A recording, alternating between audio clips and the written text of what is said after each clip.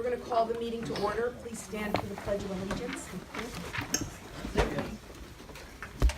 I pledge allegiance to the flag of the United States of America and to the republic for which it stands, one nation, under God, indivisible, with liberty and justice for all. Mrs. Cheek? Present. Mr. Ezzo? Present. Mr. Miller? Present. Dr. Shapworth? Mr. Culp? Here. Mrs. Riley? Here. And Mr. Wick?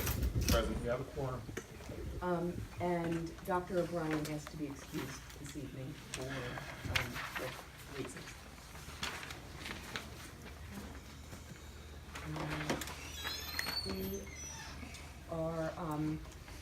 We will have two opportunities for public comments, one in the beginning of the meeting, one towards the end of the meeting. The first one is for comments on agenda items only. The second is for non-agenda items. When you come up to speak, if you could please state your name and address, speak clearly, and keep your comments to 3 minutes or less, that would be great. So we are going to start with comments from the student representatives, Jack Herr and Molly Martin. Hi everyone. I have two things to talk about. One is the International Festival that happened last Wednesday. Every student who takes a language goes to the International Festival, where each year we celebrate a different country. So this country was Ukraine, and one of my good friends, Cynthia Klingensmith, actually had her company that she danced with come and perform 5 dances for everyone there. And everyone really enjoyed it. They thought it was really cool to see a student of our own participate in something so cool. And the other thing that I wanted to talk about is prom. It happened on Saturday at the Camden Aquarium, and it was a huge success. We had such great feedback from staff who said that we were very polite and kind, and they would want us back next year, which is really good to hear. Everyone had a really good time. I did, and all of my friends did as well. So I'm very excited to see what happens next year. Thank you. Would you want to have it there again next year? I would, but I would like to be open to a change maybe, because this was my first prom, so I would like to see maybe a different place. I don't know. I would assume you'd have to make a decision relatively quickly to Right. lock it in, though. Right. Right? Well, that's good. I'm glad you guys got to go there. Hello everyone. I feel like it's been a while since I've been here, but it's good to see everyone. I'd just like to echo what Molly said about prom. I enjoyed it a lot, and I would also just like to thank everyone who helped organize, the student council presidents, Miss Medina, all the chaperones. It was definitely a great event, and I think it was better than last year personally, but it was really fun. Next, well, I really haven't been in school that much recently because I've been on internship. So the seniors have the opportunity to go on internship during the end of May. So that's what I'm doing. I'm interning with the mayor right now. So far it's going really well. I know a lot of my friends are also on internships, and theirs are going very well as well. So it's a cool opportunity that the school provides for us, and I definitely am glad that I took advantage of it. As for sports, I believe all the spring sports have ended by now. I know the baseball team had an underwhelming year, but I still enjoyed it for my senior year. The track team, the Miller brothers, Jack and Luke, once again qualified for states, so they're continuing their success. I'm not too familiar with the lacrosse team or the tennis team, but I know a couple players on each team said that they did pretty well, and they had good seasons, so definitely proud of all of our spring athletes. And even though I won't be here next year, hopefully everyone has success next year in athletics. That's pretty much it. So yeah, thank you guys. Jack, what are your plans for next year? So I'm attending Gettysburg College. Yeah, I'm really excited for that. I haven't declared a major or anything. I'm kind of, going through the first year, trying to figure out what I want to do.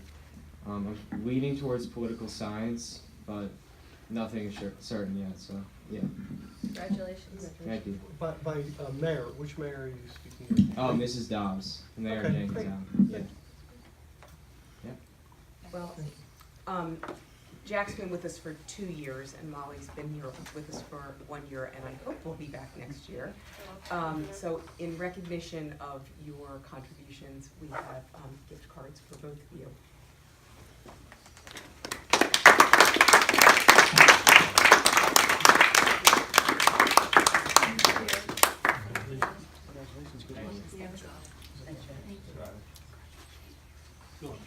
Thank you. Jack, stay here for 30 seconds, just real quick, Okay. because you're very understated. So real quick, I'll talk about you next year. You can leave. No, she's the best office assistant in the world. She spends fourth period with us every day. But he is entirely understated. So just real quick, for those of you who don't know, National Honor Society, World Language Honor Society, baseball team member.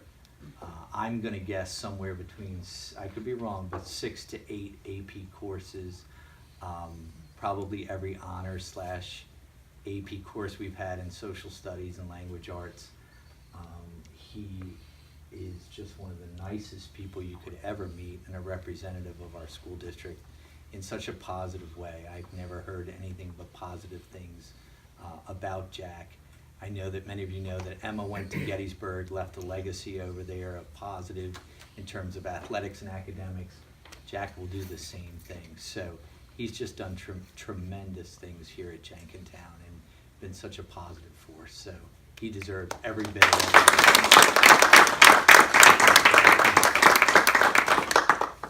Thank you, guys. Bye, guys. Thank you.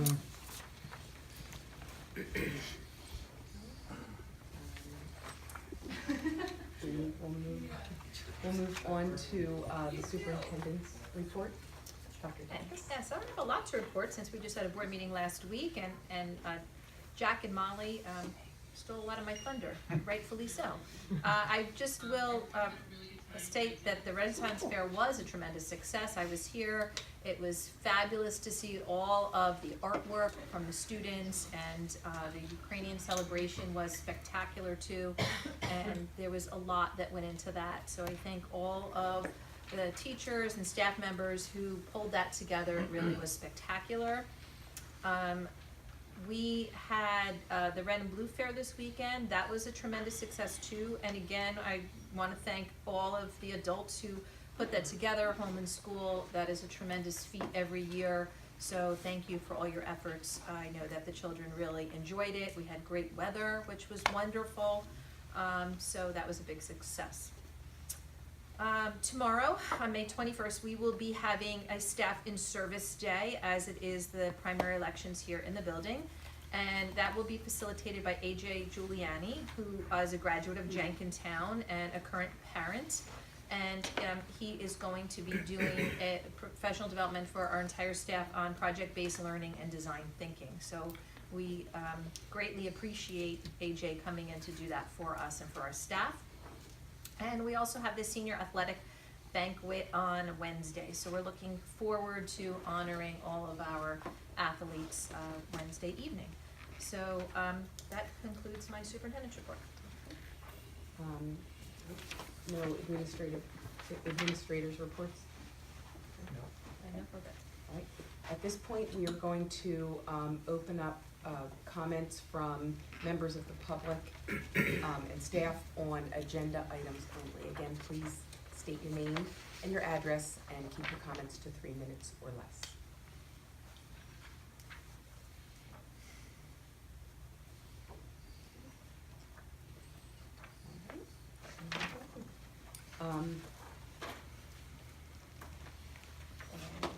Representatives, okay, so we'll move on to item 3, which is approval of minutes, and they are the minutes of the work session from April 8th and from the business meeting from April 22nd. Do I have a motion to accept items 3.1 and 3.2? So moved. Do I have a second? Second. Any discussion? All those in favor? Aye. Any opposed? Any abstentions? Motion passes. Item 4, which is a lot of things. Item 4.1 through 4.19. Everything, no? 18, I'm sorry, yes, I'm sorry. We did that last week. So items 4.1 through 4.18. Do I have a motion to accept those items? So moved. Second. Second. Okay. Any discussion? All those in favor? Aye. Any opposed? Any abstentions? Motion passes. Okay. Item 5, which is 2 items, 5.1 and 5.2, approval of internship and practicum agreement with Villanova and approval of agreement between substitute teacher service and the school district of Jenkintown. Do I have a motion to accept items 5.1 and 5.2? So moved. Do I have a second? Second. Any discussion? All those in favor? Aye. Any opposed? Any abstentions? Motion passes. Okay. Item 7, which is our second reading of hazing policies and bullying policies. Did we miss 6? Personnel. Oh, I forgot personnel, so sorry. All right, item 6, personnel report, and separation agreement and release. Do I have a motion to accept items 6.1 and 6.2? So moved. Second. Any discussion? All those in favor? Aye. Opposed? Abstentions? Motion passes. Now we go on to item 7.1, which is second reading of policies. Do I have a motion to accept item 7.1? So moved. Second? Second. Any discussion? All those in favor? Aye. Opposed? Any abstentions? Motion passes. Okay. Item 8 is information items. They are safety reports, maintenance reports, and panic buttons. Testing. Old business, which is the 1920 general fund final budget newsletter. Florian? Right, so we can do our budget hearing at this moment. Okay. So this year, as every year, we sent out a newsletter to the residents of Jenkintown, the designated, I guess, postal areas, to summarize and invite the public to our annual budget hearing, which is tonight. We have a different format, whereas the first page is strictly financial information and some informational data. And the second page is basically district accolades, more of a narrative that summarizes what type of activities go on in the district. So we changed the format a bit on the financial piece, whereas we report budgetary data still based on the 3 years we had in the past, 2017-18 actual data, 2018-19, which is current year budgeted data, and next year's 2019-20 budgeted data. And we kind of broke it out into salaries, benefits, services, which are contracted, student transportation, vocational education, supplies, equipment, and other property, dues and fees, and debt service. I think they're self-explanatory. And in the prior format, we would just summarize by either instruction, different functions. So salaries could be broken out in 3 or 4 different categories. And it really wasn't clear how much was being spent on salaries, whereas we actually report by major function, which would report all salaries together from all the various functions. And I think it's very understandable. It's self-explanatory, I think. Should be easy to read. Again, I'd like to hear any kind of feedback that anybody has, whether they like this format, whether the old format was more understandable, or any type of comments I would appreciate. So we basically break out our our budget into expenditures and resources. The largest portion of our budget are salaries and benefits, and they make up 76% of our budget. Next comes in debt service, approximately 8%. And then we have various contractual services, which include transportation and vocational education, which makes up 14% of our budgeted expenditures.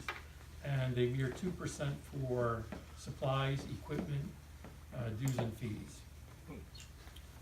Again, when you look at our funding sources, they are local revenues, which make up the bulk of our revenue stream.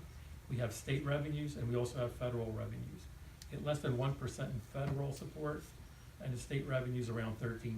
The rest is all based on district taxes, real estate taxes, and earned income taxes being the bulk of our revenues from local sources. This budget right now, the way it stands, has a few positive things.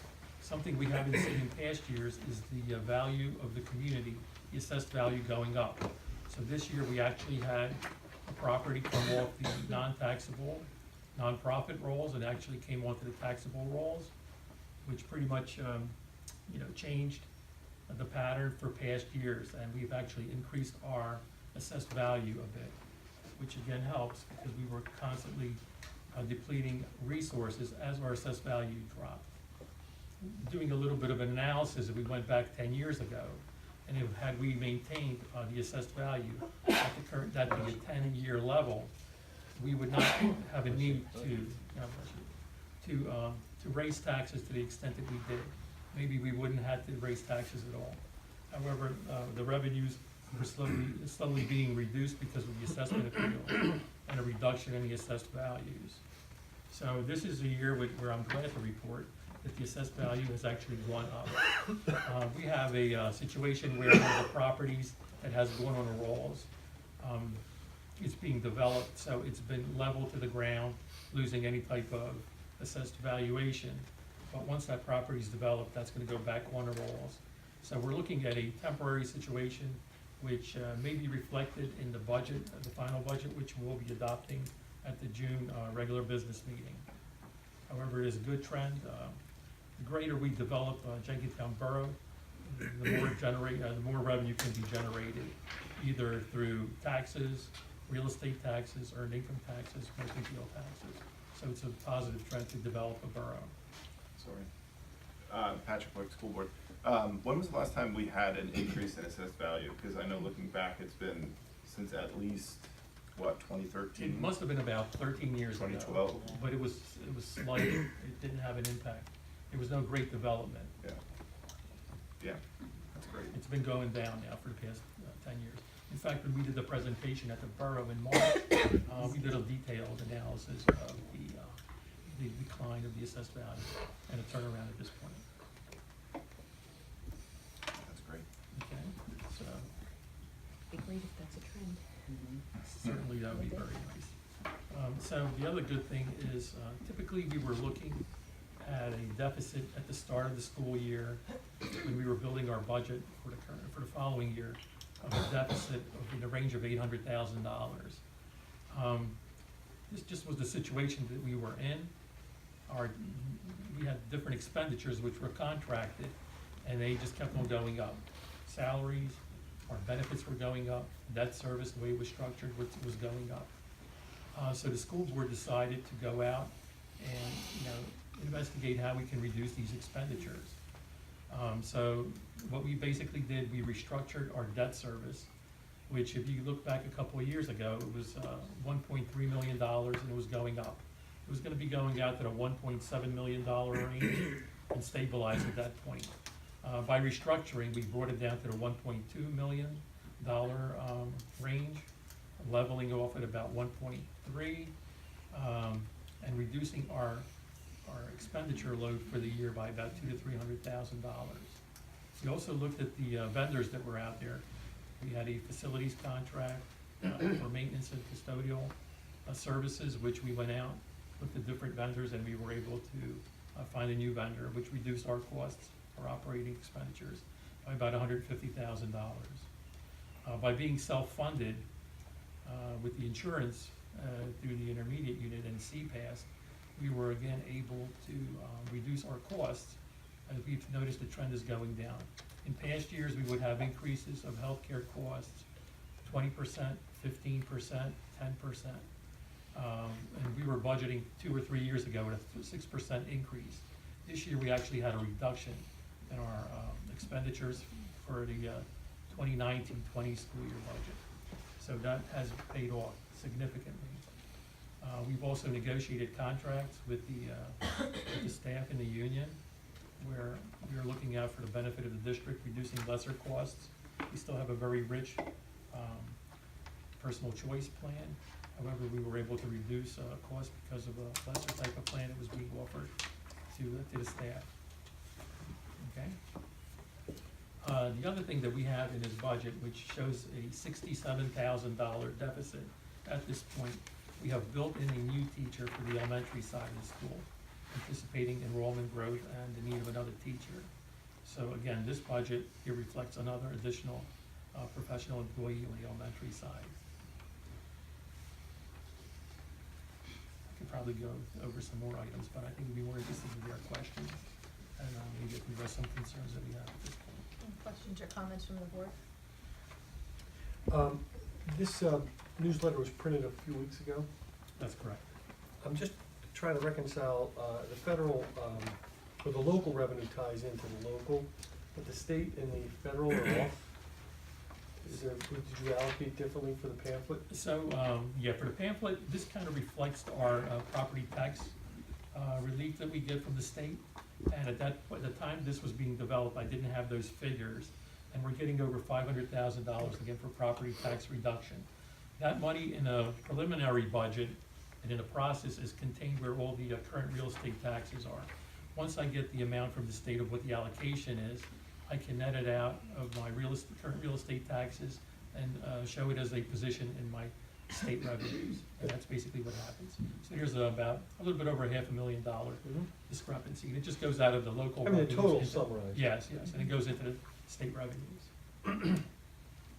And again, the other thing is we're looking at a 2.3% millage increase, which is what the Act 1 index allows without having to go for referendum exceptions or go for a referendum. So last year was 2.4%, and a year prior to that, it was a bit over 3%. So with future maybe increases in assessed valuation and other reductions in expenditures, hopefully we won't have to raise taxes at all. But that's just wishful thinking, and I think if the trend continues, it may be very practical.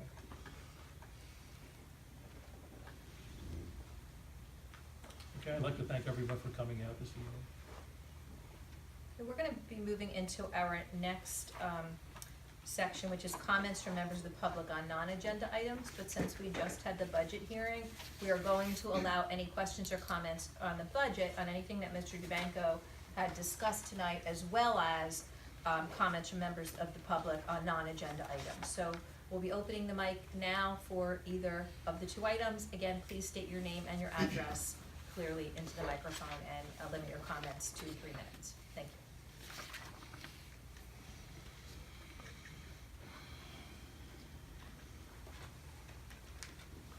you. How's everybody? Thank you. Ray Capriotti, 100 West Avenue, C12 South. Good evening. This August marks 5 years since me and my fiance uprooted our lives in Cheltenham and moved to Jenkintown specifically for this school district. It's been a wonderful experience until about this year. My son is being the victim of ongoing bullying at Jenkintown from a Jenkintown school district teacher. Webster's definition of bullying: abuse and mistreatment of someone vulnerable by someone stronger and more powerful. A bully, one who is habitually cruel, insulting, or threatening others who are weaker, smaller, or in some ways vulnerable. But yet, Jenkintown School District policy on bullying only states Systematic harassment, attacks, or intentional electronic, written, verbal, physical acts directed by a student or a group of students towards another student or students. If there really is a zero tolerance policy on bullying, I believe we should hold teachers to the same or even higher standards than what they are now. My second point is that if cameras were in classrooms, since it's not considered a private space, since it is in a public school, that this may have deterred or prevented the abuse on my son this year. Thank you. Also, if I could add something real quick. I'd like to thank Dr. Tactics and Dr. Hart, even though she's not here, with their ongoing support and professionalism and help that we've been getting throughout the year. Thank you. Thank you. Thank you.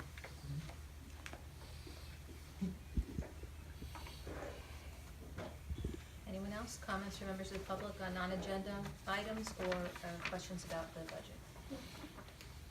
I have a question. Actually, this might be more for you. Is there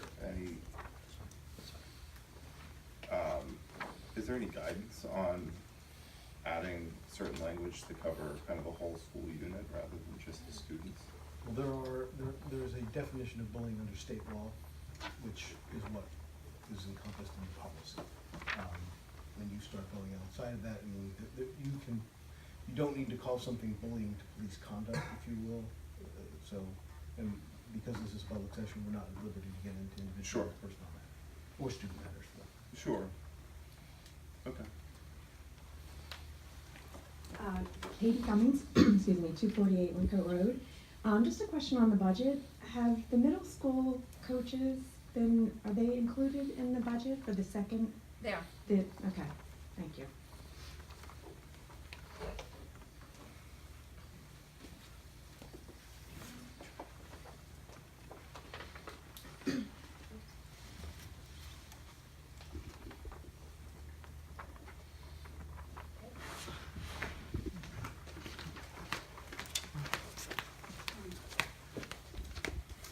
Mary Santee, 448 Maple Street. So you guys know I came here 2 straight years and advocated for an anti-bullying policy. And even just last week, I was checking in on the progress of the Second Step program that we spoke about, and Michelle told me about the guidance counselors being trained in it. And then I got our newsletter that clearly states that we have, under our accolades, that we're teaching anti-bullying, inclusive practices, kindness, and acceptance. And I can give some credit to that. But we were awarded a $150,000 grant to implement this. So if we're gonna advertise it, we should be going full force at it, or it should say, we're implementing, not we're teaching. My daughter in 5th grade still has had 1 bullying lesson this year. And I know that it's a slow process, but if we're gonna put it on our fancy little newsletter that we're gonna send out to everyone, it should be true. It should be true. We're teaching this across the board. We were given that money to train our teachers, to train our staff, not just our principals and our guidance counselors. I understand you have a professional development tomorrow. I know they're planned way in advance, but I would really urge that we get one on the board for this program and get everybody trained in this. Thank you. Thank you. I don't know, Mrs. Glennon, you can certainly chime in too, but Second Step isn't the only anti-bullying, inclusive practice, kindness initiative that we're doing. We have been doing several others as well. And the grant is a multi-year grant. So yes, we do need to train staff, and then there are lessons with students that are rolling out. But it isn't the only thing that we're doing. I understand that, and I've been, obviously extremely active and vocal in this process. Mm-hmm. When we were awarded the grant, it was made very clear that this was gonna be an ongoing process through this school year. I find it upsetting that it's May and a 5th grader has had 1 lesson on it. I find it upsetting that it's May and not even some of our teaching staff, our guidance staff and our principals, and I'm so thankful that they've been trained in it. But if we were given $150,000 for this program, for the Second Step program that was named in that grant, that's what we were purchasing, as a district, as a community, and as human beings, we have an obligation to move forward with that just as quick as we would anything else. Just as quick as we are with our Chromebook initiative. I mean, there's all this money out there, we're getting it, we need to make it a priority. And if you're gonna put it on a glossy paper and send it out to everyone, it should be fully true. Or put on there, we're slowly implementing this program. Absolutely, there's kindness programs, they've always been there, there's always more we can do. But if we as a district are gonna say this is what we're doing, then let's do it. Let's do it. Mrs. Glenn, did you wanna add anything? No, I mean, we are in the process of looking to train staff, and we are constantly doing, I mean, I've listed many times now in many meetings about individual counseling, group counseling, social skills training. You know, we talk about, you know, being good and kind. We have the Start with Hello program, we have the Safe to Say Something program. These are all things that are implemented to be pro-social skills, anti-bullying, and things like that. So, you know, we will continue to roll out the definitely Second Step, you know, bullying prevention program with teachers' involvement. Thank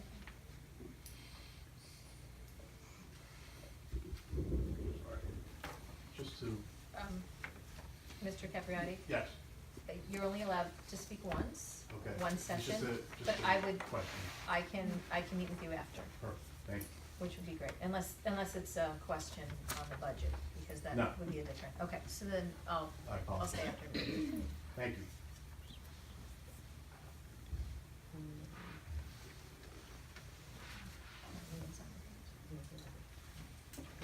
Close. Okay, we're gonna close, public comment at this point.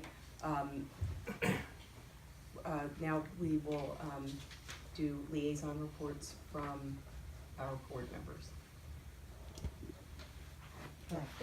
Sorry. We talked about Eastern last week, but yeah, everything's great at Eastern.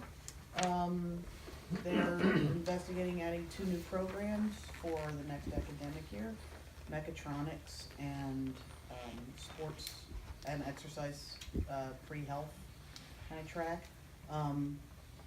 We have one of our seniors, Cassie Lynch, is going to the National Skills USA competition in Kentucky at the end of the month. At the end of the month. Yeah, June Yeah. 20-something. Right, Yep. and 2 of our other seniors, Tristan and Maggie, also placed very highly in the Skills USA state competition, and Cassie's going to nationals. Annual Eastern Awards ceremony is next Wednesday evening at Upper Moreland High School, and I'll be attending. So that's what's going on. And I can add this, I believe we are at 27 now for the number of students who will be going to We're Eastern. at 32. 27, I Last believe is the week. number we We're sent to 27 CUs now? today for a bus for next year. We have a Okay. few on weekends. You got fewer, okay, yeah. Yeah, we doubled, the enrollment doubled going into next year. Wow. Yeah, it is awesome. That's Yeah. great. That's great. Patrick, anything from you? So we have, I'm always on like a 4-week lag here. Our next meeting is Wednesday.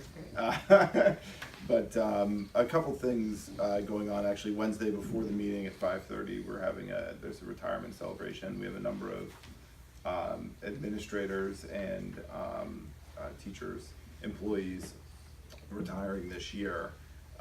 So that will be nice. Really, the one major item that we talked through last week is we did vote to reject the bids for the 1605 West Main Street facility renovations. I think from my perspective, similarly to what we saw here, we weren't happy with what we saw, decided to go back and talk to our planners to seek different bids, which we will actually see tomorrow, so I'll know more on that on Wednesday as well. And then the other thing, you know, that I feel like I don't mention enough, that I hear at every IU meeting, is just the expansion of what they're doing, not just programs offered to the county, but I feel like, and I don't recognize it enough, but when I sit in the meetings and I'm constantly or continuously approving contracts with Montgomery County's intermediate unit, with other districts or other schools or outside of Montgomery County, I think is a testament to a lot of the good work they're doing. They seem to be really getting out there across the state, and actually we're starting to see contracts from other states as well. So, I'm proud to see that. It brings revenue into the IU as well, that's not funded by county. So, yeah, more to come next week. We don't have anything for safety. Our meeting was postponed from today until next month. Steve? The Jenkintown received a Montgo 2040 grant for Cedar Street Park for the first phase of improvements, worth about $100,000. So there's a June 4th 5K run at 7 o'clock in the evening. So they're revising the Act 537 plan, which is the sewage facilities plan, to the impact of Summit Avenue, or Summit House, sorry. The borough was also named a bird town by the Audubon Society, recognizing Jenkintown as a sustainable environment for birds and people. That's it. Megan's not here, so we don't have home and school.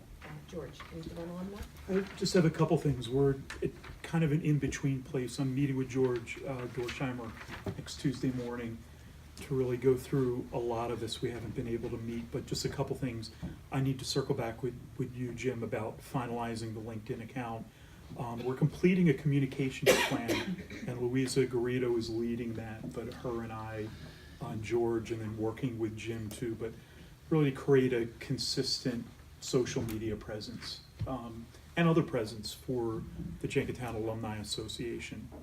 Like, for example, just one item that's coming up, or an event that's coming up, the athletics golf outing is coming up on June 25th, Tuesday, June 25th. So we want to keep pushing on that and plugging that as part of a consistent communications plan. I would say the next steps are a JAA board meeting, and Jill, we should talk about that more and get those people together to talk about a possible fall event. And then what I'll do next week is send a comprehensive email to all of you after George and I talk, because I think we'll finalize a few things next week. But we're still moving. Thank you, George. All right. We will be recessing to an executive session to talk about safety items, personnel, and assessment appeals. We will not be coming back into regular session, and we will not be taking any votes. So, we have a motion to adjourn to executive session. So moved. Second.